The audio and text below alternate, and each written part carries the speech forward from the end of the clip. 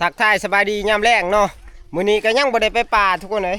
ยังติดเวียกอยู่เนาะยังข้าเวียกอยู่เพราะว่าอันไม่เซ็นในพานก็ยังอยู่ตีนผู้พุ่นเนาะหากระเจ้าเอาลงมาให้นะมื้อนี้สิไปกับพานมองไปแก้วไม่เซ็นเนาะเพราะว่าไม่เซ็นที่ว่าในพานอัน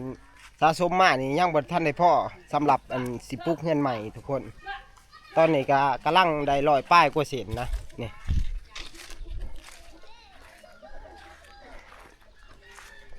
ในพานกับสะสมมากกับหลายปีเลยทุกคนเลย2-3 ปีมีแต่เหือแห้งทั้งนั้นเลยทุกคนเฮาบ่ได้จ้างได้ในพานเลื่อยเองเนาะบางปีกายนี่ก็ไปเลื่อยกับพันหม้องตอนนี้กับพันหม้องกับมาหอดเลยเนาะจะได้ในพานเฮาสิเบิดบ่ละเฮาเที่ยวนี่ฮะโอ้ยบ่เบิดกับมือใหม่เนาะโอ้ยแต่พังเบิ่งลังเทื่อกะสู่จนมันเบิดแหละสิแก้ช่วยคันว่าสิให้มันเบิดบ่อันนั้นบ่ยากดอกมื้ออื่นข่อยให้ลุงข่อยมานํบ่ก็พอดีเบิดนํมื้ออื่นเที่ยวเดียวบ่ไปบัดนี้ไปมันสิค่ำไม่มันปะอะไรจังตึกเนาะไม่มันป้าไม่แต้เศร้านี่นี่หันไม่แต้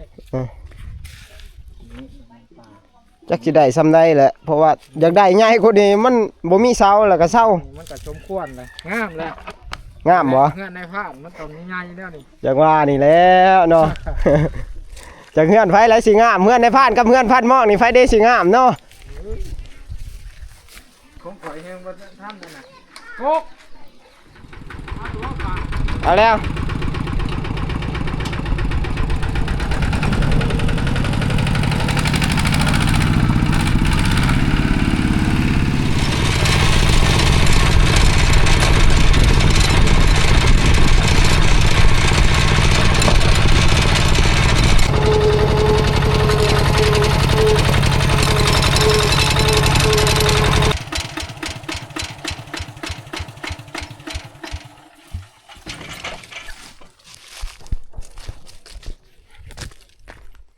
หอดแล้วทุกคน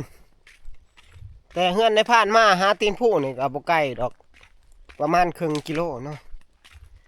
ไม่ในก็บ่ทันได้มาจอบจักเทื่อดอกทุกคนเอ้ยแต่ผู้แหละแต่หาลุงเอาลงให้ผู้แหละทุกคนเอ้ยสิว่าจ้างก็แม่นสิว่าหาก็แม่นนะเพราะว่าไม่อัน40ปลายโตนี่ก็ให้เงินเพิ่นก็ประมาณ1,000ปลายกว่าบาทนะ1,700 1,800เนาะไม่ในพานกับมีบหลายดอกเนาะไม้พันหม้องกับประมาณ30ปลายส่วนไม้ในพานกับ10 โตเนาะ10 เซนจะได้ในพานสภาพยังดีอยู่บ่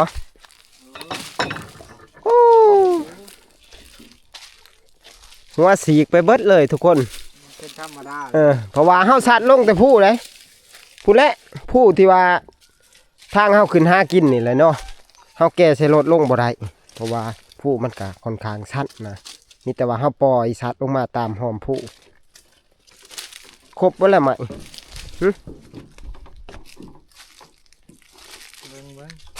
ตัวได้ไหมเจ้า33โอ้ประเภทไหมอันแข้งหน่อยนี่สิเป็นของเจ้าเนาะ33 เซน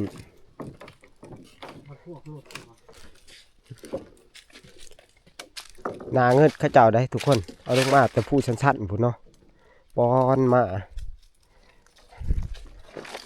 ไม้ย่ามันก็สิเอาลงง่ายแน่นะถ้าว่าไม้สันนี่มันสิตกหลอกตามห้องผู้มันก็สิยากทุกคน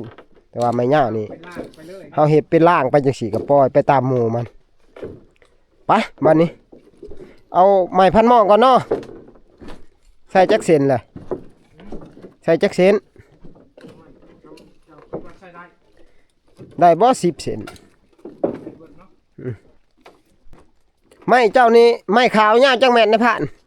18ป่าย11บ่11ก็มีอีกติบ่ไม่เจ้าไม่เฉพาะไม่ค้างนี่ต้องไม่ค้างแม่น4บ่แสดงว่าไม่ตัวหน้าอกถ้าซีเมนต์กับซีเมนต์ชุบนี้ถ้าซีเมนต์ว่าชิ้นใหญ่ๆเนาะ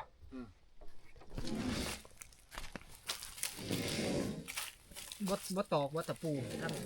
หัวใส่ทั้งผืนบ่มันสิได้หลายบ่ใส่ทั้งผืนใส่เถิงใส่เถิงเขาใช้วางหันใช้เถิงบ่ คิดว่าใช่ไม่8 เมตรเด้8 เมตรปลาย8 เมตรมันมี8 เมตรกับอันนั้น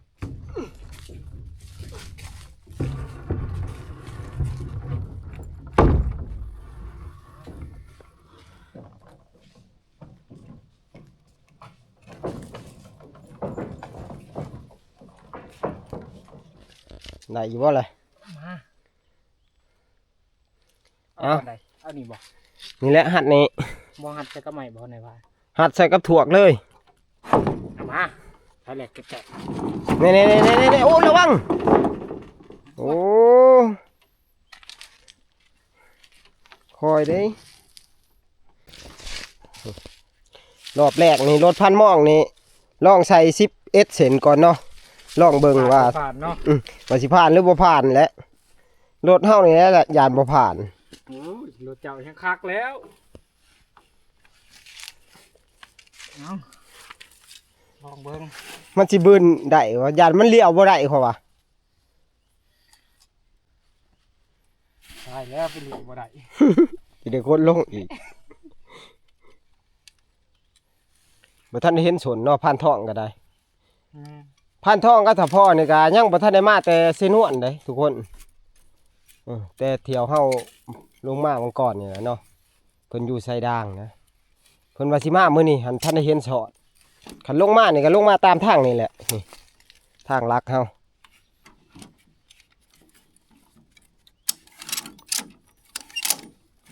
นี่ก็บ่ได้ใช้น้ำมัน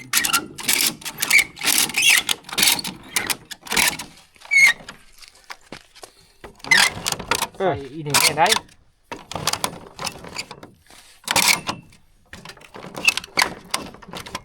บ่เอาเสริมเลยเสริมบัดนี้ที่ค่ำสิมืดแล้วไปบัดนี้ลองเบิ่งเป็นจังได ไปหอดปลอดไว้เด้อ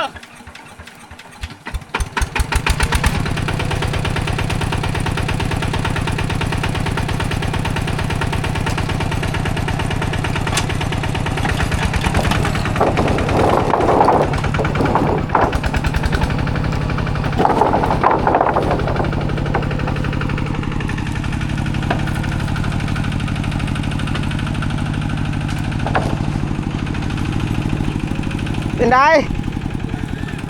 มันเดืองบ่โอ้ยมันนักหลัง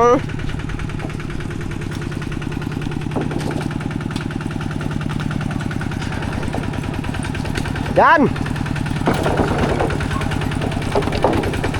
น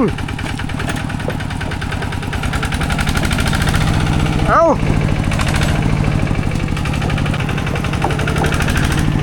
อึ๊บไป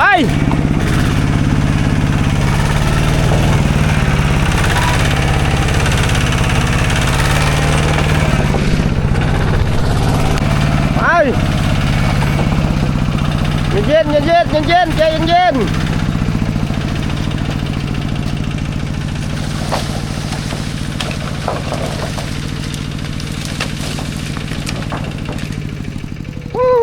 มื้อนี้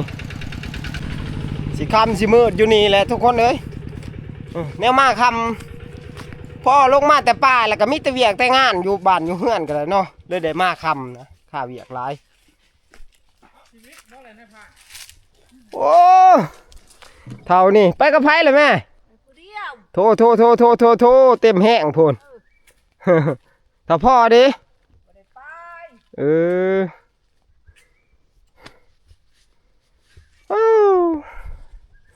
ยอมใจทำแม่คนเดียวก็ไปหามน้ำมันย่างโทษยังวะพอรอบในพลาดแล้วบัดนี้พอวะ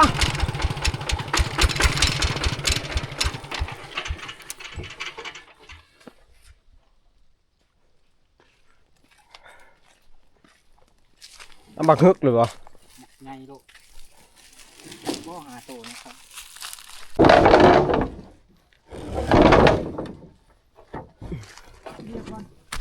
เดี๋ยวหัว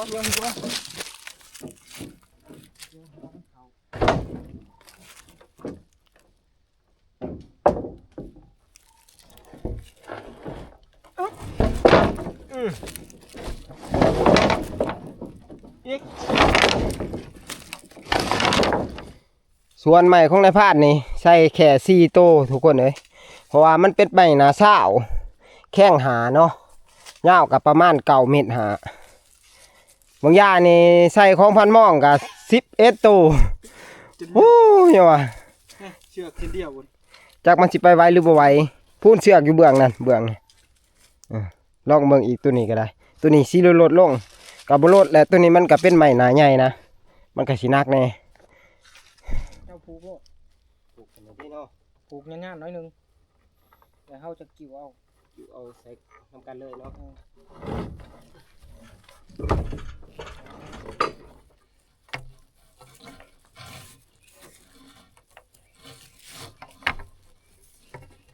นักอย่างเขาวิทย์บ่ 3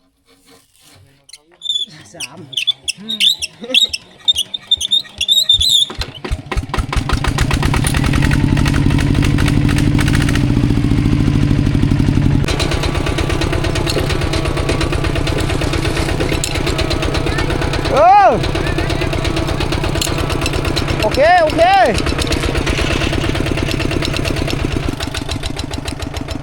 ย่านรถพันม่องไปบลอดนะพันม่องกับสิถอยล้างขึ้นแล้วก็ให้รถในพานไปก่อนเพราะว่ารถในพานนี่สิเบากว่ารถพันม่องถ้าว่าค่าพอได้ดึงเอากันทุกคนถอยมาถอยมา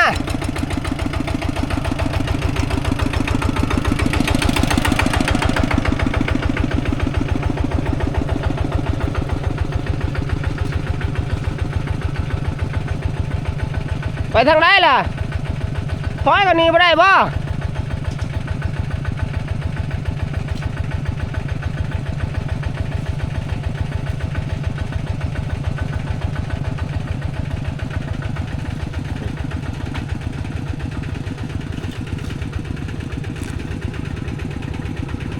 ดีใหม่พานม่องใหม่เฮือนพานม่องนี่งามชื่อเลียดอยู่ทุกคนเจ้าของคนบริปาด%ดอกมีแต่ชี้มือในพานและปาดนี่เพื่อนนางให้กำลังใจพานม่องนี่ เอ้าไหวบ่ไหวบ่แน่เป็นไปยังไงโอ้ยดินเดินเคินดินบานนี่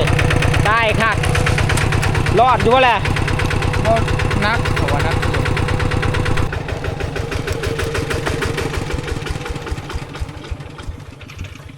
ไปบรอดทุกคนเลยใส่ลายโพดมันยุกหัวรถขึ้นเลยนะเขาสิเอาออกอีกจัก3โตเนาะน่าสิได้แต่นักโพดแล้ว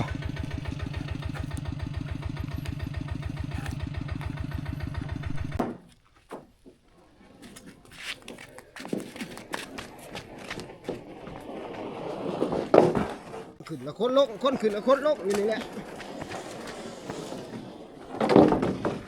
พ่อ ตาโลดจับ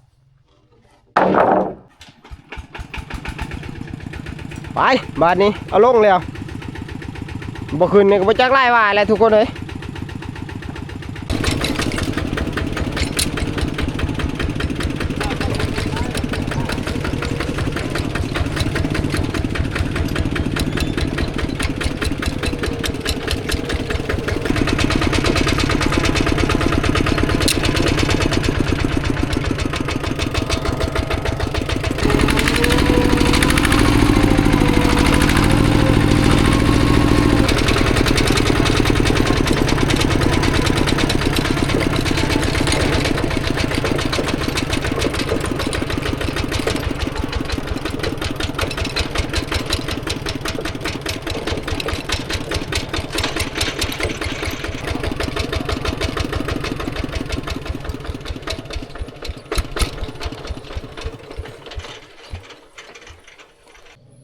บัดนี้มาหอดแล้วทุกคน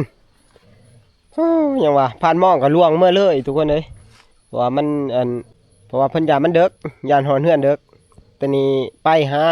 เฮือนผ่านหมองนี่ครับประมาณ2 กิโลทุกคนเลยแต่ว่าบ้านในผ่านอยู่ตีนผู้ก็สิหอดก่อนเพิ่นเนาะทุกคนมื้อนี้ได้มา4 โตมื้อนี้เนาะก็ยังเหลืออีก6 โตนะส่วนใหม่ในผ่าน ส่วนว่าไม้พันม่องก็รวมทั้งเบิดหั่น30ปลายนะ35โตวเนาะไม้เพิ่นก็ยังหลายกว่าไม้ในพานนะมื้ออื่นเช้าพุ่นแหละจังสิไปเอาไม้ทุกคนเด้ยตอนนี้ก็ค่ำเลย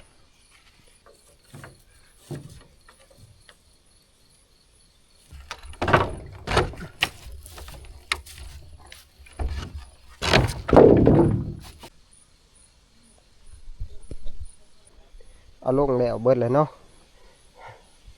แกมาได้บ่หลาย4โตวทุกคนเด้ยมาตัวใหญ่นี่หนาสาวหนาสาวยาว9 เมตร 5ถือว่านักพอสมควรรถจนหยุกล้อเกือบมาบ่อยไปหิวเขาวหิวน้ำแล้วไปช่องเบิ่งก่อนแม่บ้านเพิ่นเห็นยังได้กินมาเตะดังห่วยห่วย